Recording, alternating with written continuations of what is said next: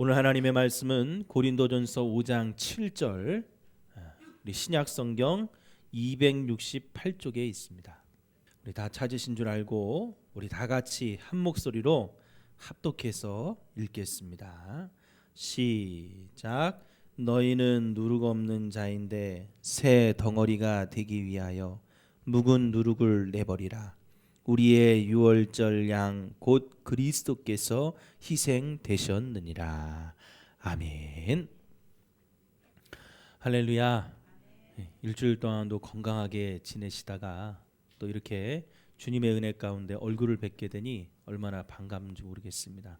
너무 감사하고 날마다 하나님께서 주시는 건강과 은혜로 이런 팬데믹 시대에 또 여러 가지로 많은 어려움과 힘든 상황 속에서도 우리가 기도함으로 승리하는 우리 목양교회 성도 여러분들이 또 우리 이 방송을 시청하는 우리 모든 성도 여러분들이 되시기를 간절히 축원합니다. 자, 오늘은 사순절 첫째 주를 맞이해서 유월절 양 예수와 피뿌림이라는 제목으로 여러분들에게 말씀을 좀 전하려고 합니다. 자, 오늘 본문에 보면 고린도전서 5장 7절이죠. 마지막 부분에 이렇게 기록하고 있어요. 우리의 유월절 양 곧 그리스도께서 희생되셨느니라. 자, 이 한 구절의 이 말씀 속에 아주 많은 의미가 포함되어 있죠. 뭐 여러분들도 잘 알고 있는 내용이지만 다시 한번 여러분들에게 이 말씀의 내용을 설명하면서 오늘 이 말씀 속에 들어있는 하나님의 음성을 듣고 은혜를 나누고자 합니다. 이 내용은 출애굽기 12장 21절 이하에 보면 잘 나와 있는데, 이스라엘 백성들이 이 요셉이라는 국무총리를 통해서 야곱의 모든 가족들과 함께 애굽에 내려가 살면서 거기서 번성을 합니다. 그래서 200만이 넘는 큰 민족을 이루게 되죠. 근데 거기서 이 이스라엘 백성이 노예로 부림을 받다가 430년 만에 이제 애굽에서 나오게 됩니다. 하나님이 모세를 보내셔서 10가지의 재앙을 내리시면서 바로왕에게 이스라엘 백성들을 보내달라. 하지만 바로왕이 듣질 않아요. 그래서 그 마지막 재앙이 뭡니까? 장자의 죽음.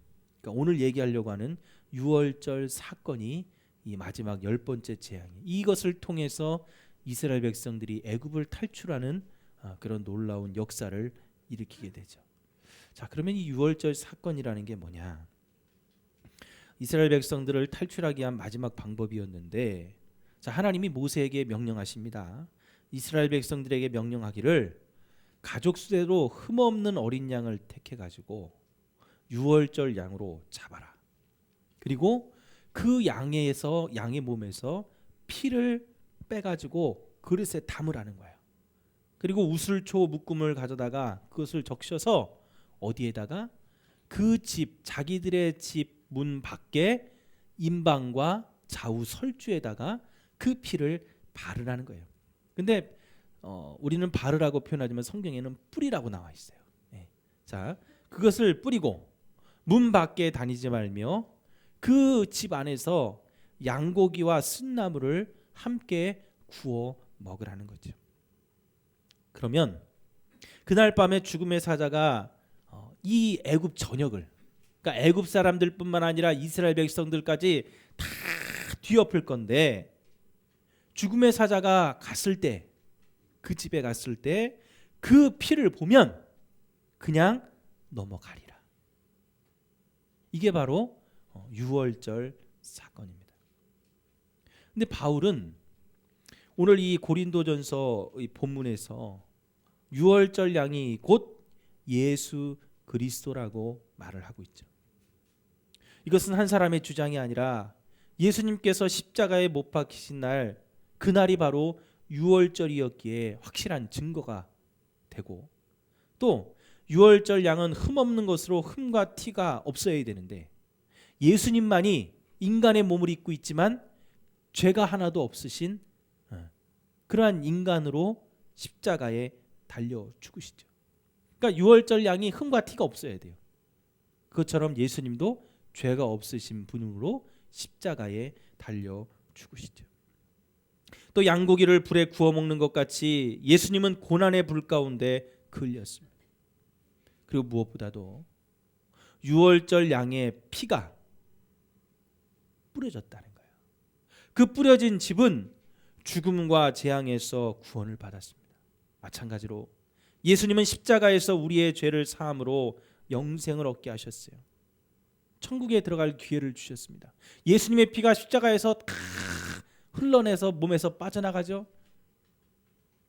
그 예수의 피를 믿는 저와 여러분들에게는 구원의 능력과 사건을 허락해 주는 거예요. 중요한 것은요, 오늘 이 유월절 사건에서 가장 중요한 게 뭐냐면 피뿌림입니다. 여러분, 우리가 받았다, 또 천국에서 온전한 완성이 된다는 구원도 정확하게 여러분 표현하면 이렇게 표현해요. 구원은 구속을 적용하여 이루는 거예요. 말이 좀 어렵죠? 다시 한번 말씀드립니다. 구원은, 우리가 구원을 받는다 할 때 그 구원은 구속이라는 것을 적용해서 이루어지는 것을 구원이라고 그래요. 자, 그러면 구속이라는 게 뭡니까?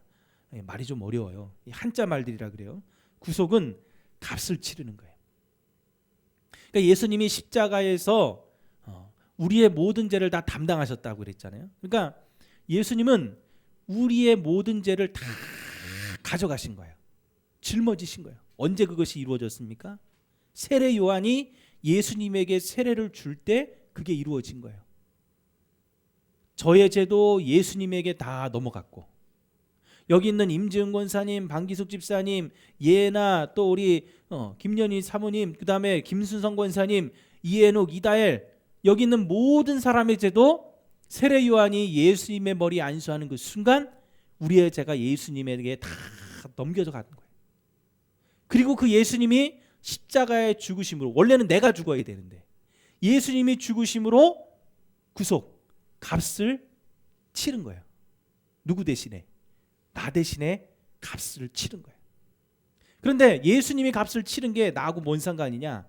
그러니까 그 예수님이 십자가에서 값을 치른 그 사건을, 피로써 값을 치른 그 사건을 내가 믿으면, 믿기만 하면 그것이 나에게도 적용이 된다는 거예요. 구속이 적용되면, 그 피값이 나에게도 적용이 되면 우리에게 뭐가 이루어지는 거예요? 구원이 이루어지는 거예요. 아멘. 여러분들은 저 예수님이 십자가에서 흘린 피를 믿기만 하면 예수님이 값을 치른 것이 여러분들에게도 적용이 되어서 여러분은 구원받은 하나님의 자녀가 되는 것입니다. 그래서 예수님의 십자가의 그 피 흘림은 유월절 사건에서 어린 양을 잡아가지고 거기에 있는 피를 다 빼서 그릇에 담는 것을 얘기합니다. 그리고 그 피가 문 임방과 좌우 설주에 뿌려지는 것, 그 뿌려지는 것을 의미하죠. 회개는 쓴 나물과 양고기를 믿음으로 먹어야 되는 것이고, 믿음으로 그 피를 마음의 문설주와 영혼에 발라야만 오늘 우리가 구원을 받은 하나님의 자녀로 바로 설 수가 있는 것입니다. 여기에는 어떤 것도 첨가돼서는 안 됩니다. 인간의 생각과 인간의 방법이 들어가서는 안 됩니다. 자, 이스라엘 백성들이 하나님의 명령대로 어린 양의 피를 뽑아서 그릇에 담았어요. 그런데 그 그릇에 담은 것을 문 임방과 설주에 뿌리지 않고 그것을 집안 어디에다가 둔다면, 그릇에 담은 채로 둔다면 될까요? 안 돼요. 만약에 무슨 부적을 숨기듯이 피를 뿌리기는 뿌리되 문 임방과 좌우 설주가 아니라 집안 구석구석에다 뿌리면 될까요? 안 되는 거예요. 하나님의 방법대로 해야 되는 것입니다. 우리가 예수님의 십자가에서 피 흘리신 것을 알기는 알죠. 많은 사람들이 그래요. 야, 예수님 나 믿어. 마음으로 믿으면 되지. 교회는 굳이 왜 나가? 왜 신앙생활해? 마음으로 믿으면 되지. 나 예수님 알아. 예수님 피 흘리신 것 때문에 인류가 구원받은 거 알아. 근데 굳이 교회를 왜 나가? 내 마음에 발라지지 않고 뿌려지지 않는다면 그 피는 나와 아무 상관이 없는 겁니다. 유월절 어린 양을 잡아 피를 그릇에 담았는데 문에 바르지 않으면 그 피는 이스라엘 백성과 아무 상관이 없는 거예요.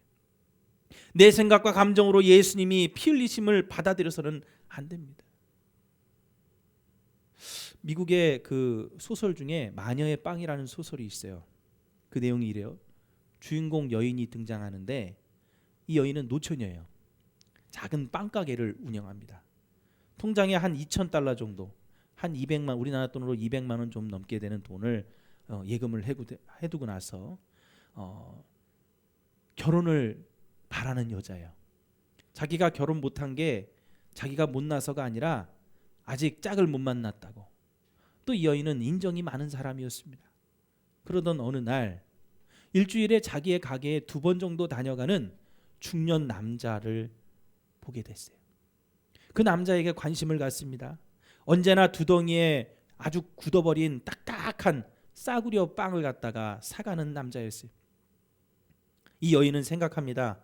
야, 저 남자의 옷차림새와 빵을 사가는 모습을 보면서 야, 저 사람은 분명 화가일 거야. 가난한 천재 화가일 거야 생각을 했어요. 배고픔을 참아가면서 그림에 몰두하는 그런 모습을 이 여인은 혼자 상상을 했습니다. 매번 찾아와서 굳은 빵을 사가는 그 사람을 마음속으로 사랑하기 시작했어요. 그래서 상상의 날개를 펼칩니다. 야, 이 사람하고 나중에 사랑에 빠져서 결혼하게 되면 내가 헌신적으로 보살피는 그런 로맨스를, 그런 사랑을, 그런 연애를 꿈꾸게 되었습니다. 그래서 이 여인이 언젠가부터 그 남자가 오는 게 신경 쓰였어요. 그래서 옷차림을 평소에 입지 않았던 아름다운 블라우스를, 원피스를 입고 그 남자를 방문하는 것을 기다립니다. 미용에 신경을 쓰기 시작했어요. 화장에 신경을 쓰기 시작했어요. 그런데 하루는 남자가 빵을 사러 왔는데 밖에서 요란한 사이렌 소리가 들렸어요. 그러다가 이 남자를 보는 순간 남자를 좀 행복하게 해주고 싶구나. 이 여인의 생각이에요. 남자에게는 한 번도 물어보지 않았어요. 그래서 이 여인이 어떻게 했습니까? 자기가 그 빵, 아주 딱딱하게 굳은 빵을 갖다가 사가는데 이 남자가 밖에서 일어난 사건에 관심이 있어 밖에 잠깐 나간 사이 이 빵에다가 뭐를 갖다 놓냐면 신선한 버터를 갖다가 빵에다가 듬뿍 넣어준 거예요. 딱딱한 빵을 사가서 그것을 정말 불쌍하게 먹는 그 모습을 상상하면서 야, 이걸 넣어주면 이 남자가 이것을 먹으면서 행복해 하겠지. 그래서 그렇게 딱 넣어주고 나서 남자가 빵을 사가지고 평소처럼 나갔어요. 그 남자가 행복해야 할 것을 생각하면서 미소를 짓고 있는데 얼마 안 있다가 그 상상은 와장창 깨졌습니다. 남자가 문을 팍 막차고 들어와서 이 남자가 얼굴에 팍 울그락불그락 화를 내면서 이 여자에게 담지 못할 욕설을 퍼붓습니다. 멍청이 같으니라고 막 얘기를 합니다. 이 여자는 너무나도 황당했어요. 그 자리에서 막 눈물이 났습니다. 자기는 이 남자를 생각해서 버터를 넣어주고 이 남자가 행복하길 원해서 그렇게 신경을 쓰고 마음을 써줬는데 도리어 남자가 자기에게 와서 욕을 하고 화내니까 너무나 황당한 거예요. 근데 밖에 이 사람하고 같이 왔던 친구가 혼이 빠져있는 그 여인에게 와서 설명을 해줍니다. 이 사람은 화가가 아니라 건축 설계사였다는 거예요. 자기가 공모전에 낼 설계를 3개월이나 그리고 있었어요. 이제 거의 완성이 돼가고 있었는데 그만 설계도에 쓸 그 이제 빵은 먹는 빵이 아니라 지우개로 쓰는 빵이었던 거죠. 그래가지고 이제 완성된 설계도에 가서 다 수정하기 위해서 이제 지우려고 하는데 갑자기 그 빵에 버터리 내서 자기가 그린 설계도가 망쳐져 버린 거예요. 3개월 동안 공을 들인 그 설계도가 망쳐졌으니 이 남자의 입장에서 화가 나야 안 나요? 화가 나죠. 결국에 이 남자의 설계도는 휴지 조각이 되고 말았어요. 아까 말씀드렸죠. 이 소설의 이름은 마녀의 빵이에요. 이 여인은 선의의 마음으로 빵을 줬는데 그것이 그 남자에게는 마녀의 빵이 되었다는 거죠. 여러분, 오늘 본문에 있는 이야기도 마찬가지예요. 하나님의 뜻은 십자가에서 흘리신 예수님의 피가 우리에게 뿌려져 적용되기를 원하시는데 인간의 생각이 들어가고 사람의 일을 생각하다가 하나님의 일에 불순물을 첨가하고 그 피가 나와 상관없는 신앙생활을 할 때가 있다는 거죠. 제가 아까 중요하다는 게 유월절 사건에서 중요한 것은 피뿌림이라고 그랬잖아요. 이것이 어디에 뿌려지냐가 중요한 거예요. 하나님은 이 피뿌림을 어디다 하라고 그랬냐면 문 밖에, 문 임방과 문 설주에다가 이 피를 뿌리라고 그랬어요. 무슨 말입니까? 이 피뿌림이 보여져야 된다는 거예요. 여러분, 우리에게 피뿌림이라는 것은, 나에게 예수의 피가 뿌려졌다는 것은 내가 구원받은 하나님의 자녀라는 사실이 보여져야 되는 거예요. 이스라엘 백성들이 애굽 사람들과 같이 있는데 하나님은 재앙을 내리실 때, 야, 이스라엘 백성들은 내 편이니까 너희들은 죽음의 사자가 안 갈 거야, 그렇게 말씀하시지 않았어요. 애굽에도, 이스라엘 백성들의 땅이 있는 고센 땅에도 이 죽음의 사자는 다 간다 그랬어요. 대신에 그들을 구원할 방법을 알려줬습니다. 그 방법은 어린 양을 잡아 피를 뽑아 그릇에 담아 우슬초 묶음으로 문 밖에, 문 임방과 사후설주에 뿌리는 거예요. 자, 그러면 그 뿌리는 것을 애굽 사람들이 봤을까요? 못 봤을까요? 다 봤어요. 그 사람들은 다 봤단 말이에요. 그들이 피를 뿌린 것을 다 봤단 말이에요. 그리고 그날 밤에 죽음의 사자를 통해 그 애굽 온역에 다 곡성이 들렸습니다. 장자들이 다 죽어나갔단 말이에요. 그런데 피를 뿌린 이스라엘 백성들의 집에만 죽음의 재앙이 없는 거예요. 애굽 사람들은 다 목격했어요. 그들이 생명을 얻었다는 것을 목격했단 말이에요. 오늘 우리에게 그 모습이 나타나야 돼요. 내게 그 생명이 주어졌다는 것이 많은 사람들에게 표시가 되어져야 되고 보여져야 되는 거예요. 그게 바로 예수님이 나에게 피를 뿌렸다는 증거가 되어지는 것입니다. 사랑하는 성도 여러분, 오늘 예수님의 피가 여러분의 영혼과 가정에 뿌려지기를 간절히 축원합니다. 보여져야 돼요. 내가 생명을 얻었다는 것이, 내가 구원받은 증거가, 내가 바뀌어졌다는 것이, 내가 변화되었다는 것이 사람들에게 보여져야 된다는 거예요. 자, 그러면 구체적으로 어떤 것이 보여져야 되느냐? 먼저는 그 피뿌림은 자녀의 표시를 나타내고 있어요. 출애굽하기 전날 밤 라암셋의 거리를 거닐며 본다면 한 가지 표식만으로 어느 집이 이스라엘 백성의 집이고 애굽 사람의 집인지 식별할 수가 있었죠. 출애굽기 11장 7절에 그러나 이스라엘 자손에게는 사람에게나 짐승에게나 개 한 마리도 그 혀를 움직이지 아니하리니 여호와께서 애굽 사람과 이스라엘의 사이를 구별할 줄을 너희가 알리라. 하나님 분명히 말씀하셨어요. 그 구별은 그 집의 말씨도 아니고 구조나 옷차림새도 아닙니다. 오직 그 집 대문만 보면 이스라엘 백성과 애굽 백성을 구별할 수 있다고 말씀하시는 거예요. 그 기준은 이스라엘 백성이면 문 임방과 좌우설수에 핏뿌림이 있고 애굽 사람의 문에는 핏뿌림이 없다는 거죠. 오늘날 구원받아 천국 백성에 대한 우리도 마찬가지입니다. 그 기준은 교회를 다니고 안 다니고가 아닙니다. 지금 이 자리에 앉아있고 안 앉아있고가 아니에요. 헌금을 많이 하고 안 하고가 아닙니다. 봉사를 많이 하고 성도와 교제를 잘하고 잘 통솔해서가 아닙니다. 천국 백성인 하나님의 자녀와 구원받지 못한 세상 백성의 구별은 바로 우리의 영혼에 예수의 피가 뿌려져 있느냐, 믿음으로 말미암아 뿌려져 있느냐 안 뿌려져 있느냐를 통해서 구별하는 것입니다. 여러분, 예수의 피가 뿌려져 있습니까? 십자가에서 예수님이 피 흘리신 게 여러분 믿어지십니까? 나 대신에 값을 치렀다는 게 믿어지십니까? 그러면 여러분의 마음에도, 여러분의 영혼에도 피가 뿌려져 있는 거예요. 그게 자녀의 표시입니다. 천국에 들어가는 데는 국적도 언어도 보지 않습니다.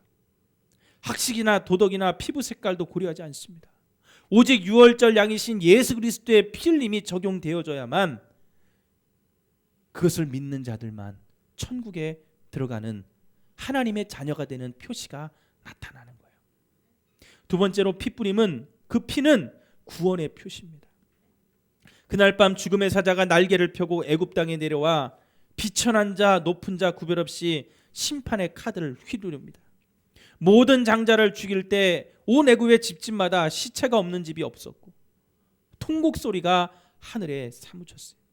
어느 집에는 할아버지가 죽고 어느 집에는 아들이, 또 어느 집에는 손자가, 심지어는 짐승까지 초태생은 다 죽어 엎드러졌습니다. 그러나 유월절 양의 피를 대문에 바른 집은 구원을 받는 것입니다. 어린 양의 죽음 때문에 그 집은 안전하게 되는 것이죠. 그날 구원받은 것은 기술이 좋아서 부유해서 지혜로워서 구원받은 게 아닙니다. 오직 유월절 양의 피로 인하여 구원받아 살게 된 것이고, 애굽인들은 구속의 표시가 없어서 멸망당한 것입니다. 유월절이라는 말을 영어로 표현하면 패스오버라고 그러죠. 그냥 지나가다는 뜻이. 오늘 예수 안에서 그 피를 죄사함과 구원함을 받은, 피뿌림을 받은 하나님의 자녀들은 저주가 지나갑니다. 질병도 지나갑니다. 근심과 염려도 지나가고 고난과 고통도 지나가는 것입니다. 안 찾아오는 게 아니에요. 죽음의 사자가 이스라엘 백성들에게 안 찾아갔어요? 찾아갔어요. 단지 그 문인방과 좌우설주에 뿌려진 피 때문에 그냥 지나가는 것입니다. 그냥 넘어가는 것이죠. 마음에 특별한 증거가 없고 특별한 체험이 없어도 예수 그리스도의 속죄의 피를 믿기만 하면 하나님은 구원해 주시는 거예요. 그 성탄절 때만 되면 방영되는 십계라는 영화가 있어요. 그 십계라는 영화에 보면은 물론 성경에는 나와 있지 않는 내용입니다. 그 내용의 그 영화를 보면은 제가 인상 깊었던 장면이 하나 있는데, 그 모세가 자기를 낳아준 어머니 밑에서 크질 못하고 그 당시에 애굽 왕이 다 이스라엘 백성들의 남자아이는 죽이라고 그래가지고 다 죽였잖아요. 근데 이 모세를 갈대 상자에 담아가지고 나일강에 버렸단 말이에요. 그래서 그 나일강에 버려진 아기를 갖다가 누가 구해줘요? 그죠? 바로 왕의 딸인 공주가 그 아기 모세를 구합니다. 그래서 모세는 장성할 때까지 누구의 손에서 크냐면 바로의 딸인 공주의 손에서 커요. 공주는 결혼하지 않았어요. 그런데 그 모세를 자기의 양아들로 삼고 애굽의 왕자로 키우죠. 자, 성경에는 없지만 그 영화에서 어떤 내용이 나오냐면, 이제 모세가 40년을 광야에 나갔다가 돌아왔어요. 그 모세가 돌아온 것을 그 모세를 키운 바로의 공주인 그 사람도 알았겠죠. 자, 모세가 돌아왔어요. 근데 이스라엘 백성들을 데리고 나가겠다는 거예요. 하나님의 일하심을 봤어요. 9가지의 재앙을 다 겪으면서 하나님의 살아계심을 체험했어요. 자, 다른 사람들은 그 마지막 재앙이 열린다는 것을 모세가 말을 했지만 애굽 사람들 중에 아무도 믿지 않았어요. 유일하게 모세를 키운 바로의 딸 공주가 자기의 신하 2명을 데리고 그 마지막 재앙이 일어나는 날 밤 모세를 찾아옵니다. 그리고 그 피가 발려진 그 집에 이들이 들어갔어요. 어떤 일이 벌어져요? 애굽 땅에 있는 다 장자들이 죽는데 이 사람들은 죽음을 맞이하지 않았다는 거죠. 애굽 사람임에도 불구하고 그 피가 발라진 그 집안에 들어가는 그 순간 이들은 생명을 얻게 되었다는 거예요. 구원의 표시입니다. 하나님은 어떤 것을 보지 않습니다. 예수님이 십자가에 흘리신 저 피, 저것을 믿느냐 안 믿느냐, 그 한 가지를 보는 것입니다. 마지막으로 피뿌림, 그 피는 잘 보여지도록 뿌려졌다는 거예요. 이스라엘 백성들이 유월절 양을 그 집안에서 조용히 먹었지만 그 일을 비밀로 하지 않았습니다. 피의 표시도 방 안 으슥한 곳에 수건으로 가려놓거나 방 안에다 바르지 않았어요. 다 보이도록 발랐어요. 우리는 피 뿌린 자들이에요. 우리는 구원받은 자들이에요. 그것이 보여지도록 해야 됩니다. 근데 여러분, 이것이 보여지도록 한다는 이 말 속에는 어떤 의미가 숨겨져 있습니까? 지금 우리가 복음을 안전합니까? 우리가 예수님이 우리를 구원해 주셨다는 사실을 세상에 안전하고 있습니까? 사람들 다 알고 있어요. 근데 왜 예수님을 못 믿습니까? 관심이 없기 때문에. 애굽 사람들이 구원을 받지 못한 이유는 그들이 핏부림을 알고서도 그것에 관심 갖지 않고 그것을 믿지 않았기 때문에 그들은 구원받지 못한 것입니다. 오늘 우리가 잘 보여지도록, 다시 말해서 이 구원의 역사를 그들도 관심을 갖도록 여러분 기도하고 이 핏뿌림이 그들에게 놀라운 구원의 역사를 나타내는 그 사건이 되도록 여러분들은 알릴 수가 있어야 됩니다. 오늘 저와 여러분들의 삶에 이 예수님의 핏뿌림의 사건이 여러분의 영혼과 마음에 뿌려지게 되기를 간절히 축원합니다. 그래서 여러분 이 복음을 전하는 것을 부끄러워하지 마십시오. 내가 예수의 피가 뿌려졌다는 것을 드러내야 됩니다. 나 예수 믿는 사람이라고 직장에서도 여러분 말할 수 있어야 돼요. 그것이 우리에게 확실한 증거가 됩니다. 이 예수의 핏뿌림을 믿고 죽는 순간까지 잊지 마셔야 됩니다. 그 피가 내 가정과 자녀와 직장과 내 영혼에 내 마음에 뿌려지고 나를 덮을 수 있도록 해야만 주님은 우리의 삶에 역사하시는 거예요. 우리를 승리로 이끌어 가시는 겁니다. 이제 사순절이 시작이 되었습니다. 이 사순절 기간은 그냥 여러분들이 애국하는 기간이 아닙니다. 예수님이 십자가의 고통을 받고 죽으셨다는 것을 슬퍼하는 기간이 아니라 저 십자가를 통해 우리를 구원하셨다는 사실, 그리고 죽으실 뿐만 아니라 부활하신 것을 우리는 믿고 기다리는 것이 바로 사순절 기간입니다. 여러분들이 그것을 알고 이 사순절 기간을 그래, 승리는 오는구나, 주님이 우리를 구원하셨구나, 우리에게 생명이 있구나 다시 한번 확인하고 확증할 수 있는 그런 귀한 시간이 되어주시기를 간절히 축원합니다. 기도하시겠습니다.